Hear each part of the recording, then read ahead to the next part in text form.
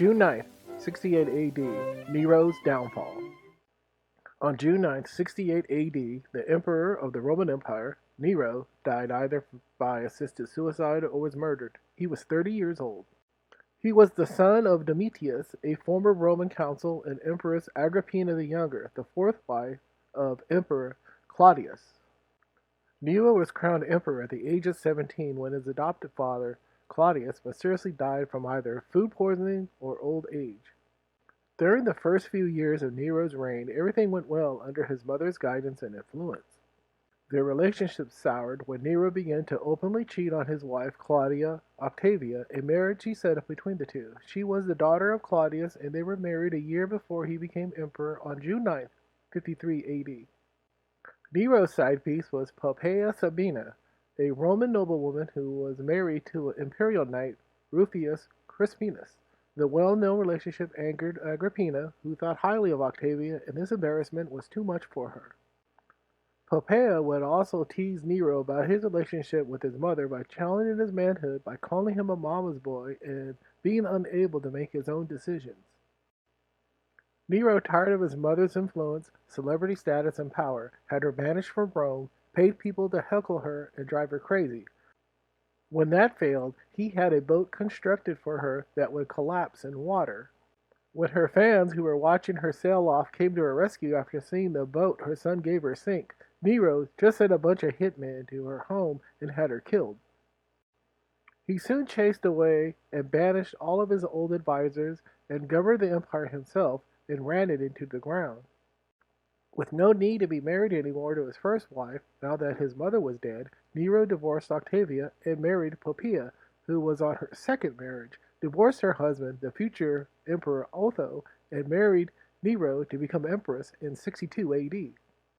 On July 18, 64 AD, the Great Fire of Rome occurred when most of old Rome burned down due to a fire that may have been started on Nero's orders, clearing away the cheaply and poorly constructed wooden structures and buildings. Nero blamed the arson on Christians, which began the first of many widespread persecutions against them.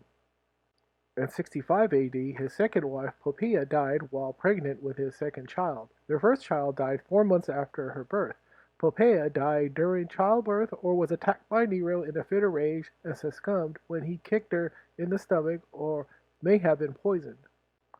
During that time, there was a large conspiracy in the works to have Nero killed, led by Roman Emperor Piso in a plot called the Pisonian Conspiracy that involved over 40 members of the Senate, knights, and noblewomen. The plot was alerted to Nero by a freedman, and the emperor ordered the deaths of 19 of the conspirators, including Piso. He even ordered the death of his old advisor and scholar, Seneca the Younger, who many felt had nothing to do with the plot.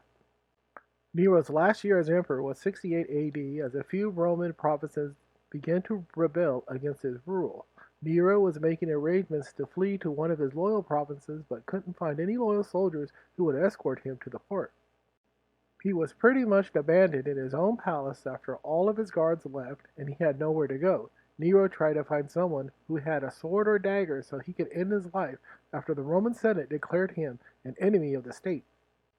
Being a desperate man, he fled the palace wearing a disguise and was escorted by 4 of his loyal friends to a villa several miles from the city and planned his suicide, but he couldn't kill himself. So he asked one of his friends to assist him in his death. When the soldiers came to the villa to arrest Nero, he shouted out they were too late and bled to death on the spot. No one has ever documented whether or not Nero was killed by one of his friends or had committed suicide. After Nero's alleged death, there were at least 3 documented cases of people claiming to be Nero, and all 3 tried to lead rebellions against the empire. This led to the Nero Redivivus legend, which many historians believe formed the tale of the Antichrist, which early Christians assumed who Nero was and feared his return from the dead for several centuries.